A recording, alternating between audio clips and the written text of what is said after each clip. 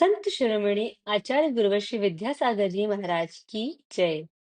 नवाचार्य श्री समय सागर जी महाराज की जय। अरहम योग प्रणेता पूज्य मुनिषि प्रणम्य सागर जी महाराज की जय। ओम अरहम नमः। स्वाध्याय प्रेमी बंधुओं, प्रातः स्मरणीय जगत पूज्य आचार्य भगवान श्री 108 विद्यासागर जी महाराज के सरस्वती पुत्र अभीष्ट ज्ञान उपयोगी प्राकृत विज्ञ अरहम योग प्रणेता मुनिश्री प्रणम्य सागर जी द्वारा रचित नई खड़ाला का अनूठा स्वाध्याय गुरु आशीर्वाद से सतत जारी है। हमने अब तक 2 ढालों को पूर्ण कर लिया है। प्रथम ढाल में हमने पंच परावर्तन एवं मनुष्य आयु की दुर्लभता का वर्णन जाना और द्वितीय ढाल के माध्यम से सम्यक दर्शन के विशेष गुणों, महिमा और उसकी रक्षा कैसे करे को समझा। अब द्वितीय ढाल में हम 14 गुण स्थानों का वर्णन जानेंगे। गुणों के स्थान को गुणस्थान कहते हैं, जो हमारे श्रद्धा गुण के उत्तरोत्तर वृद्धि पर निर्भर करता है। इनके ज्ञान से डरना नहीं चाहिए। सभी भव्य जीवों को इन गुण स्थानों के बारे में जानकारी अवश्य होनी ही चाहिए। तो आइए जानते हैं 14 गुण स्थानों को नई छह ढाला की तृतीय ढाल की कक्षा के माध्यम से। ओम नमः सिद्धेभ्यः।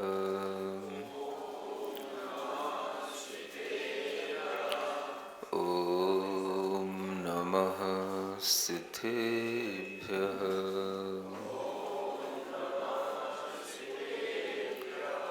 ओम नमः सिद्धेभ्यः।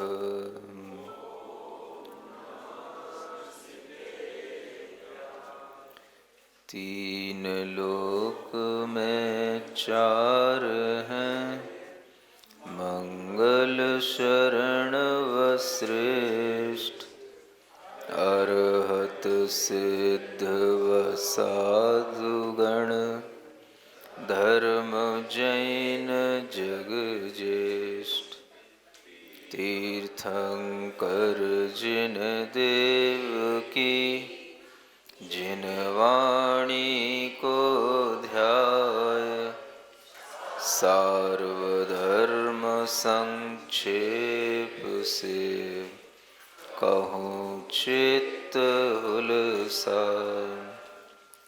देवादिदेव आदिम तीर्थंकर श्री ऋषभनाथ भगवान की, देवादिदेव श्री पार्श्वनाथ भगवान की, वर्तमान शासन नायक श्री वर्धमान महावीर भगवान की, परम पूज्य आचार्य गुरुवर श्री विद्यासागर जी महाराज होय सभी उप शांत कसाय, सो 11वां ठाड़ो नष्ट हुई यदि सकल कसाय। छीड़ मोह वह जानो, घाती कर्मों के क्षय से फिर, केवल ज्ञानी सयोगी, 13वें में योग नाश से, केवली होय अयोगी। उपशांत मोह का मतलब जिसका मोह उपशांत हो चुका है, अब वो कर नहीं रहा है। क्या हो चुका है? हो गया। हो गया का मतलब वो 11वें गुण स्थान में पहुंच गया। यानी 11वें गुण स्थान वाले जीव का जो कर्म की निर्जरा है, उसकी वह कर्म की निर्जरा पिछले गुण स्थान वाले जीवों की निर्जरा से असंख्यात गुणी है। माने उपशामकों की अपेक्षा से उसकी निर्जरा असंख्यात गुणी है। ये 11वें गुण स्थान वाले जीव की निर्जरा हो गई। इसके बाद में फिर आता है छपक। क्या आता है? उपशांत मोह छपक। अब ये छपक कौन सा? जो छपक श्रेणी पर चढ़ने वाला जीव है वो छपक आ गया, ये है ना। तो उपशम श्रेणी पर चढ़ते हुए 8वें 9वें 10वें गुण स्थान में जो जीव है उन्होंने जो असंख्यात गुणी कर्म की निर्जरा करेंगे वो, और 11वें गुण स्थान में जो जीव है वो असंख्यात गुणी कर्म की निर्जरा करेगा वो, उससे भी असंख्यात गुणी कर्म की निर्जरा, माने 11वें गुण स्थान से भी असंख्यात गुणी कर्म की निर्जरा 8वें 9वें 10वें गुण स्थान वाला करेगा जो छपक श्रेणी पर आरोहण कर रहा है। क्योंकि वो कर्मों का क्षय करता हुआ जा रहा है।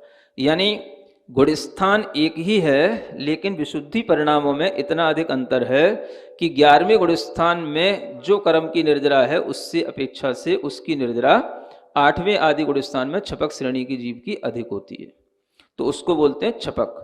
और इस तरह से वह 8वें 9वें 10वें गुण स्थान में निर्जरा करने के बाद में जब वह 12वें गुण स्थान में पहुंच जाता है तो उसको बोलते हैं क्षीण मोह, जो आगे लिखा हुआ है। यानी छपक से भी असंख्यात गुणी कर्म की निर्जरा क्षीण मोह की होगी, जिसने अपने मोह को नष्ट कर दिया। 12वें गुण स्थान में पहुंचे हुए जीव की निर्जरा छपक श्रेणी वाले जो 8वें 9वें 10वें गुण स्थान के जीव हैं उनसे भी असंख्यात गुणी होगी, वो क्षीण मोह से हो जाता है। ठीक है ना। फिर उसके बाद में नंबर आ जाता है जिनाह। किसका? जिनका। जिनका मतलब जो अरिहंत बन गए हैं। ऐसे अरिहंत भगवान का है ना, जो कि अपने केवल ज्ञान को प्राप्त कर चुके हैं, जो अपने केवल ज्ञान में चराचर जगत को देखने की जिनके अंदर क्षमता आ गई है, ऐसे अरिहंत भगवान के कर्म की निर्जरा भी अभी चल रही है। उनके जो कर्म की निर्जरा होगी वो जो क्षीण मोह है उससे भी असंख्यात गुणी होगी। 5 रे स्व अक्षर सम काल 14वें में रहते होय सिद्ध गुण ठाण अतीत शुद्ध है निश्चय नयते स्वाभाविक उन सुख रुचि राखे सो ही भव्य कहावे यह अपूर्व अवसर है आया रुचि स्वरूप मन लावे। सहयोगी केवली 13वें गुण स्थानवर्ती मुनि महाराज होते हैं। घातिया कर्मों का नाश करने पर वह अरिहंत दशा को प्राप्त होते हैं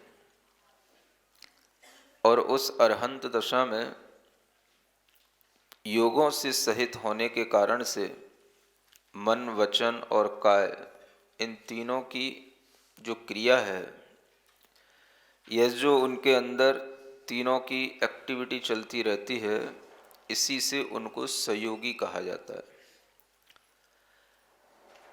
निरंतर गुणस्थानों की वृद्धि होते हुए आप लोगों को 10वें, 11वें, 12वें गुणस्थान की प्रक्रिया बताते हुए घातिया कर्मों का क्षय करने से होने वाली उपलब्धि को अरिहंत दशा में हम देख पाते हैं।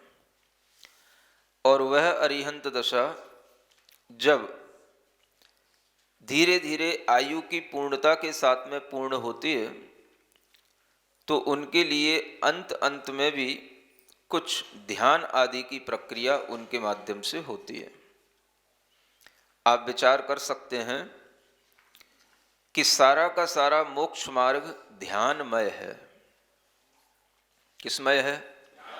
हाँ, सही मोक्ष मार्ग देखा जाए तो पूरा का पूरा वह ध्यानमय है। वह व्यवहार मोक्ष मार्ग हो या निश्चय मोक्ष मार्ग हो, दोनों प्रकार का मोक्ष मार्ग ध्यान से चलता है।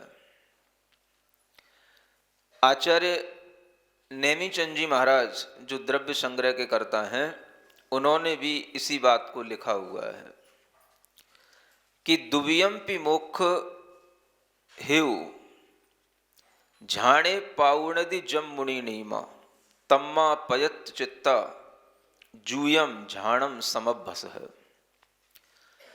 दोनों प्रकार का जो मोक्ष का मार्ग है, दुवियम्पि मोक्ष मग्गम झाणे पाउणदि, ध्यान में वह प्राप्त किया जाता है।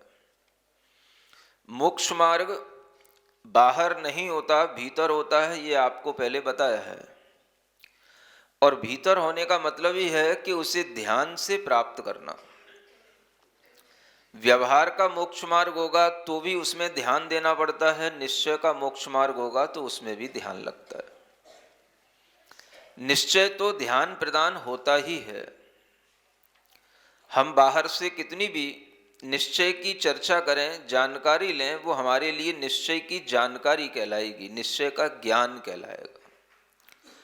निश्चय नय के आश्रित जो कुछ भी हम पदार्थ को जानते हैं, आत्मा को जानते हैं, वह निश्चय नय के माध्यम से होने वाला एक ज्ञान है, ध्यान नहीं है।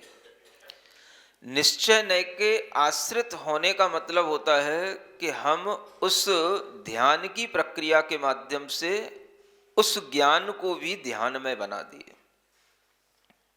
ये निश्चय नय का मोक्ष मार्ग कहलाता है।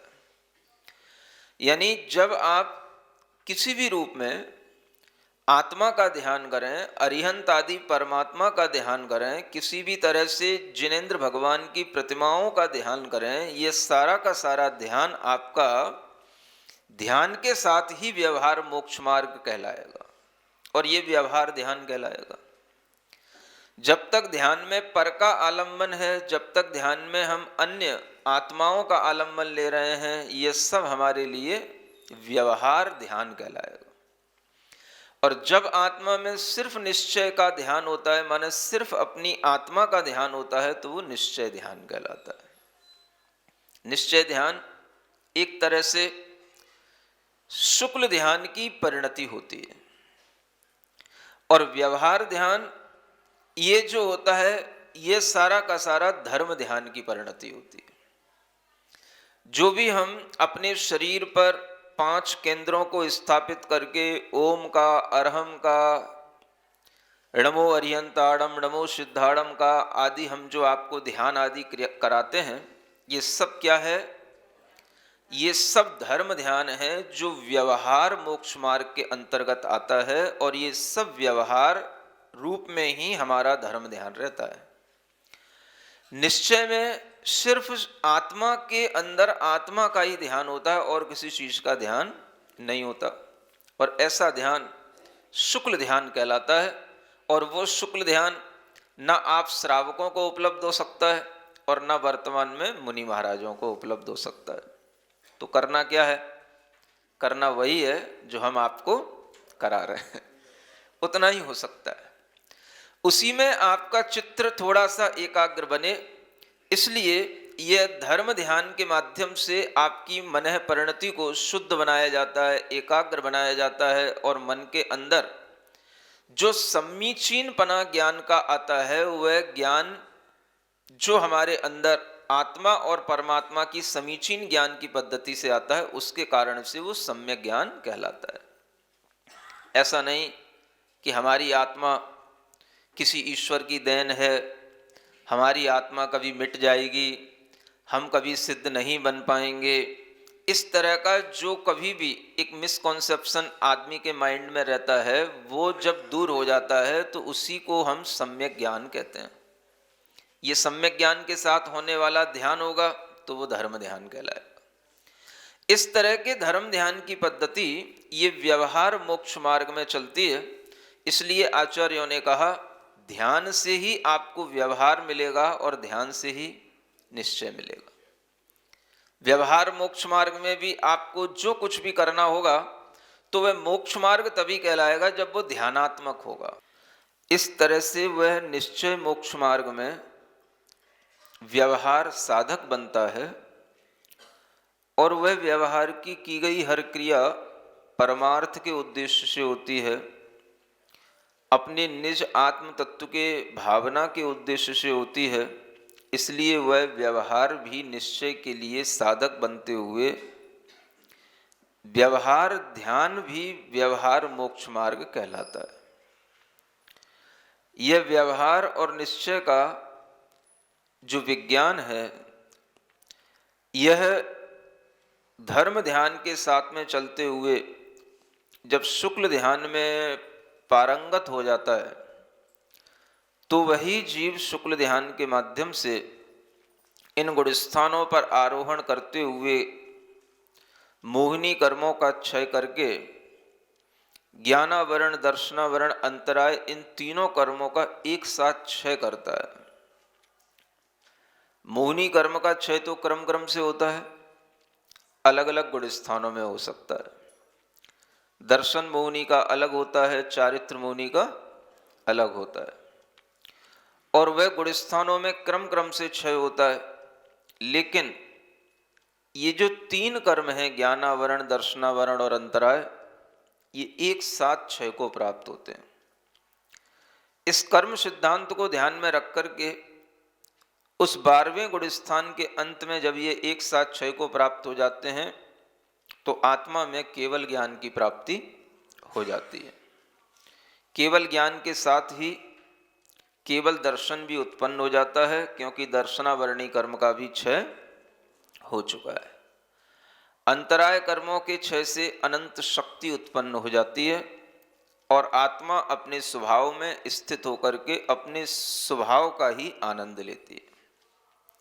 फिर भी शरीर रहता है, आयु कर्म जब तक रहता है तब तक वह आत्मा शरीर के साथ रहता हुआ योगों के साथ में प्रवृत्ति करता है। योग का मतलब होता है आत्मा के प्रदेशों में एक ऐसा स्पंदन होता है जिसके माध्यम से वह मन, वचन और काय संबंधी पुद्गल स्कंदों को, जिन्हें हम वर्गणा कहते हैं, उनको ग्रहण करता रहता है। पुद्गल स्कंद जो आत्मा के द्वारा ग्रहण किए हुए, हर समय पर आत्मा के द्वारा वह ग्रहण किए जाते हैं, उन्हीं को वर्गणा कहते हैं। तो ऐसे मन, वचन, काय की वर्गणाओं को वह ग्रहण करता है और यह योग के साथ में होने वाला केवल ज्ञान, इसीलिए वह संयोग केवली की दशा कहलाता है।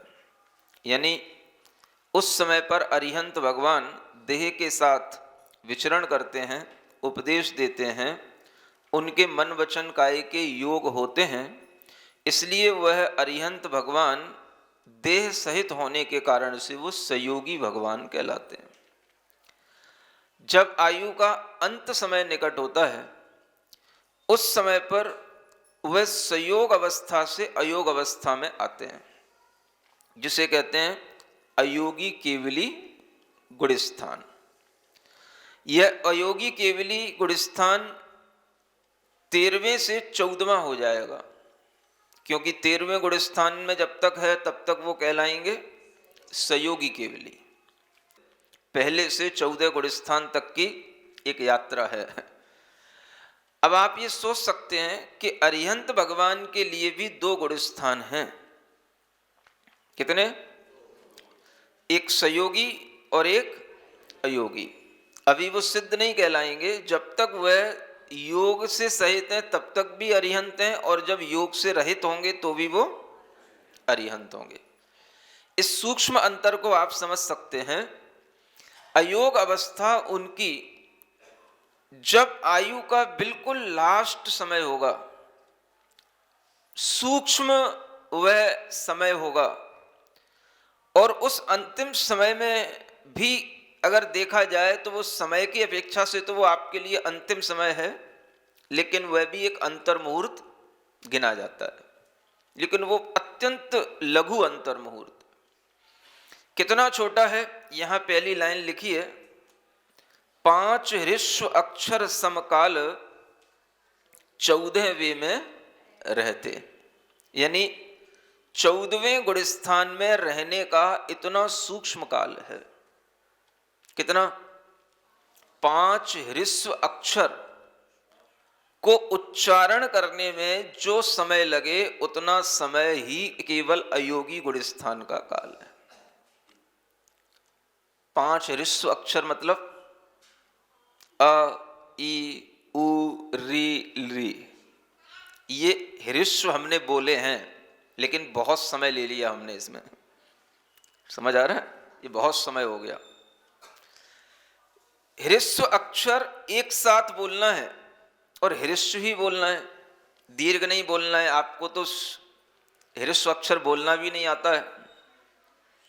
अगर आपसे कहा जाए बोलो स, तो बोलो सा बोलते हो, सा। सा और सा में आपको अंतर ही कहां समझ में आता है?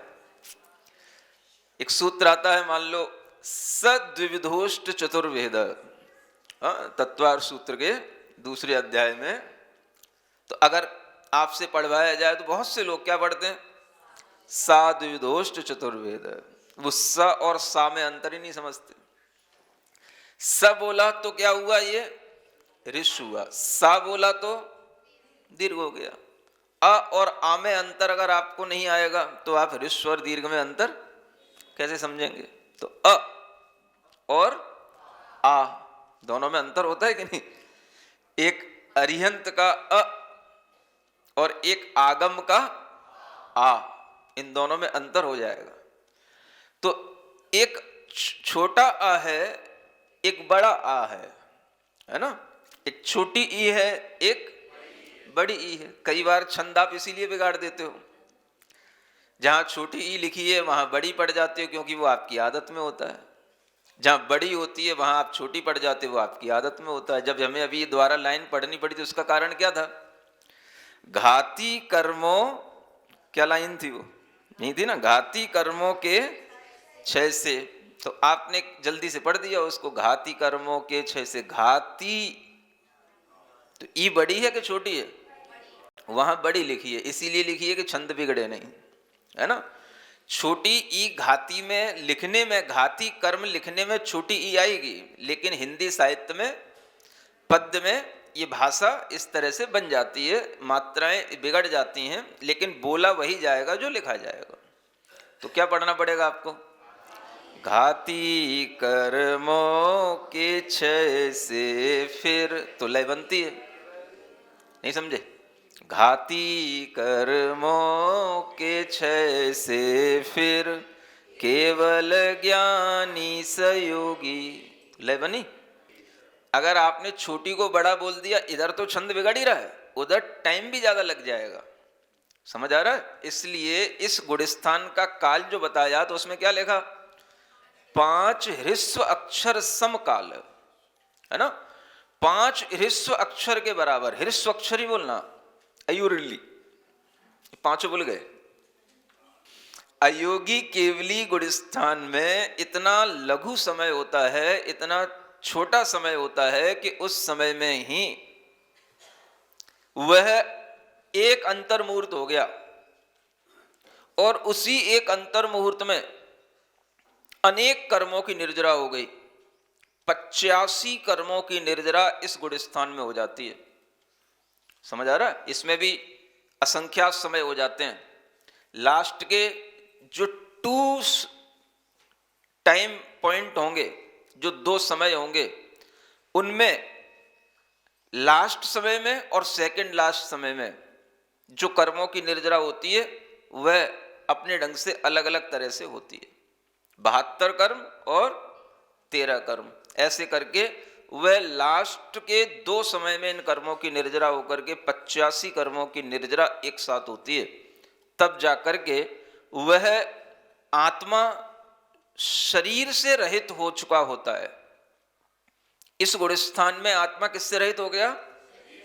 योगों से रहित हो गया, इसलिए इसका नाम क्या है? अयोगी। योगों से रहित होने का मतलब क्या हो गया? आत्मा के अंदर एक परिस्पंदन चलता है। आत्मा के जो असंख्यात प्रदेशीय आत्मा है, उसके अंदर जो ये स्पेस पॉइंट्स हैं, उनमें क्या रहता है? एक कंपन होता है, एक स्पंदन होता है। वह स्पंदन जब तक चलता है तब तक वह मन संबंधी, वचन संबंधी, काय संबंधी पुद्गलों को वह ग्रहण करता है। और यह कब तक चलता है? जब तक संयोग दशा रहेगी। अयोग होने का मतलब आत्मा के अंदर अब परिस्पंदन समाप्त हो गया।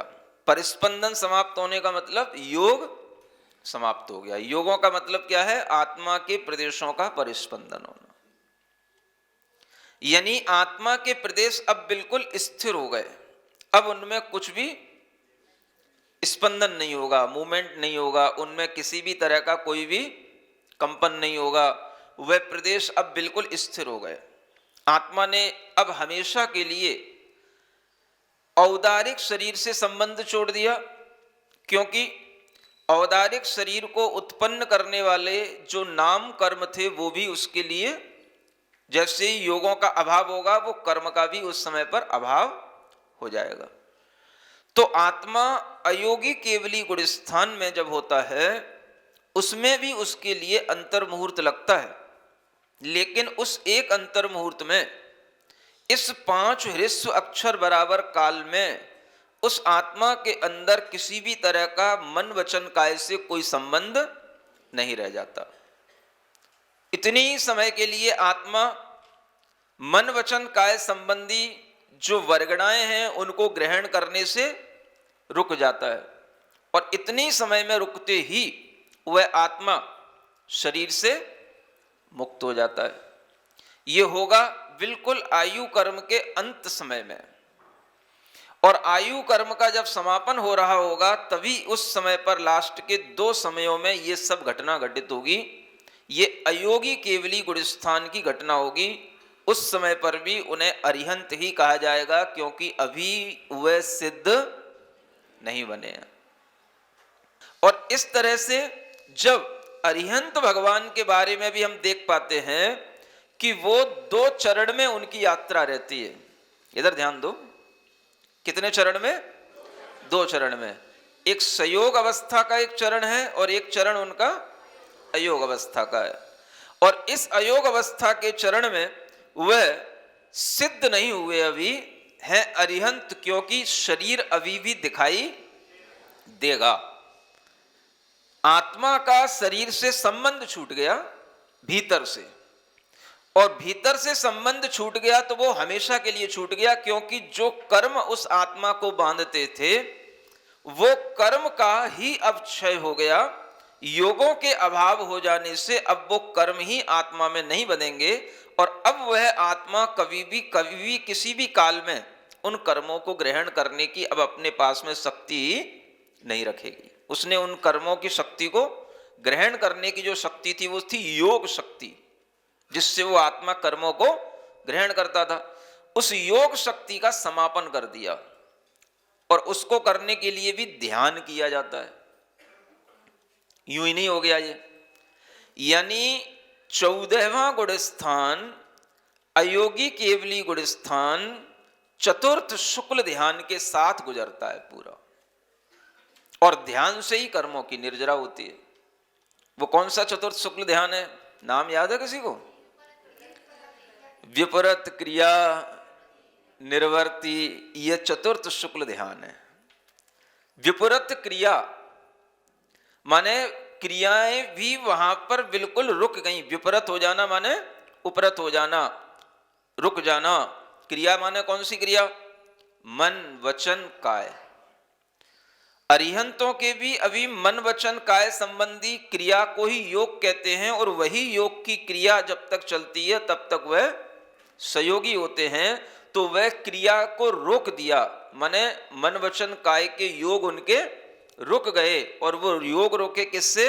तो वो एक अलग चतुर्थ शुक्ल ध्यान है, उससे योग रुके, और उस योगों के रुक जाने पर उनके अंदर जो यह कर्मों की निर्जरा हुई उसी से आत्मा हमेशा के लिए शुद्ध हो गया। और वह शुद्ध होने के बाद ही सिद्ध हो गया। शुद्ध होने का मतलब सिद्ध हो गया। अरिहंत भगवान का आत्मा भी अभी पूर्णतया शुद्ध नहीं होता, ये आप इससे समझ सकते हो। घाती कर्म और अघाती कर्म, 2 प्रकार के कर्म इसीलिए कहे गए कि जो कर्म हमारी आत्मा के गुणों का घात करते थे वो कर्म तो हमने क्षय कर लिए, आत्मा के गुण उससे उत्पन्न हो गए, आत्मा उससे अपनी पूरी आत्म चैतन्य शक्ति के साथ प्रकट हो गया। अनंत ज्ञान, अनंत सुख, ये सब आत्मा में आ गए। किसके नाश से? घाती कर्मों के नाश से। लेकिन आयु कर्म, नाम कर्म, जिनसे हमारा शरीर आदि बनता है, ये सभी कर्म आत्मा में रहते हैं, और इन्हीं अघाती कर्मों के उस समय पर बंध भी चलते रहते हैं। सत्ता में भी बहुत से कर्म पड़े रहते हैं, उनका भी उदय होता रहता है, और इसके माध्यम से आत्मा कर्म से अभी भी लिप्त रहती है। सुन रहे हो? अरिहंत भगवान के अंदर क्या चलता है ये आपको यहां थोड़ा सा समझाया जा रहा है? अभी तक तो हम अपने अंदर क्या चलता है ये समझते थे, अब हम ये भी समझ रहे हैं कि जिन्हें हम भगवान कहते हैं उनके अंदर भी क्या चलता है। सब कुछ खुलासा है, इसी का नाम सर्वज्ञता है, इसी का नाम जिनवाणी है। तो भगवान के अंदर भी इस तरह से कर्म का अभी बहुत सारा कर्म का अंबार लगा है। सत्ता में बहुत कर्म बैठे हैं, असंख्यात प्रकार के कर्मों के बंध अभी भी सत्ता में पड़े हुए, न जाने कौन कौन से जन्मों के अभी भी पड़े रहते हैं, क्योंकि उन्होंने नाश तो केवल घातीय कर्म किया, घातीय कर्म तो पड़े ही रहते। तो वह अघाती कर्मों के बंध के कारण से भी आत्मा जो जैसी प्योर दिखनी चाहिए वैसी प्योर नहीं होती। और वह आत्मा की प्योरिटी कब आती है? जब वह अघातीय कर्मों से भी वह आत्मा मुक्त हो जाता है, तब वह सिद्ध बनता है। तो सिद्ध माने शुद्ध आत्मा। इसलिए सिद्ध भगवान को ही हम पूर्ण आत्मा कहेंगे। और अगर आपसे कोई कहे कि आपके भगवान कौन से हैं, कौन होते हैं, तो आपको सिद्ध भगवान ही भगवान कहना चाहिए। समझ आ रहा है?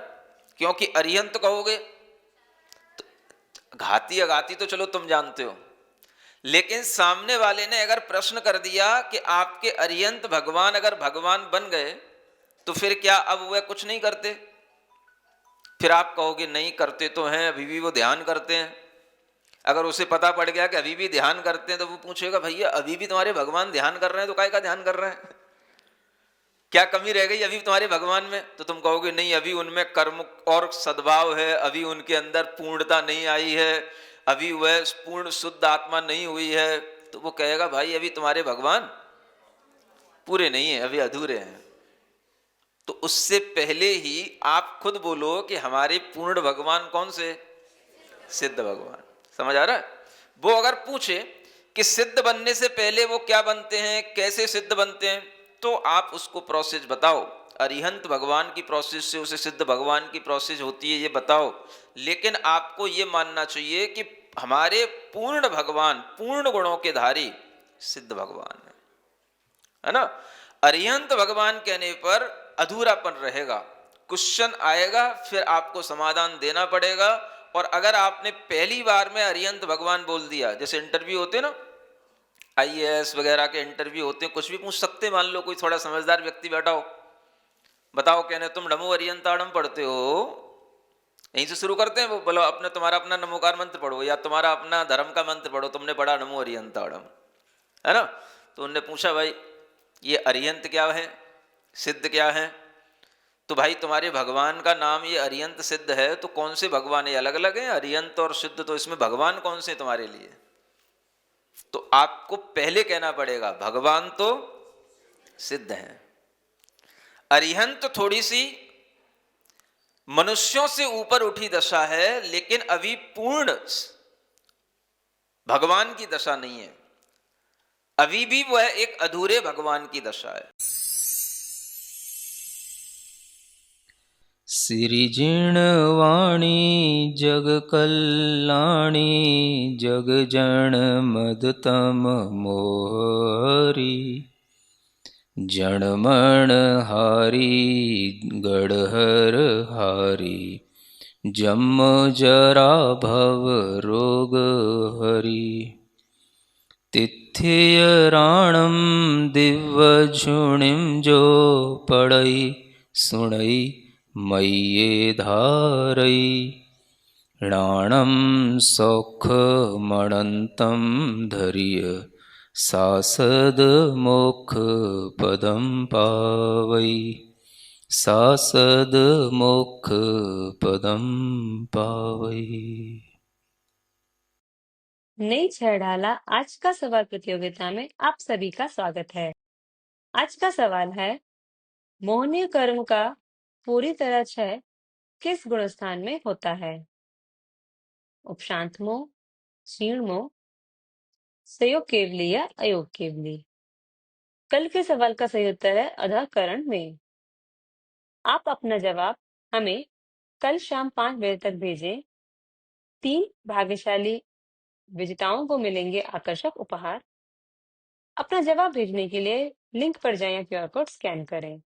ओम अरहम नमः।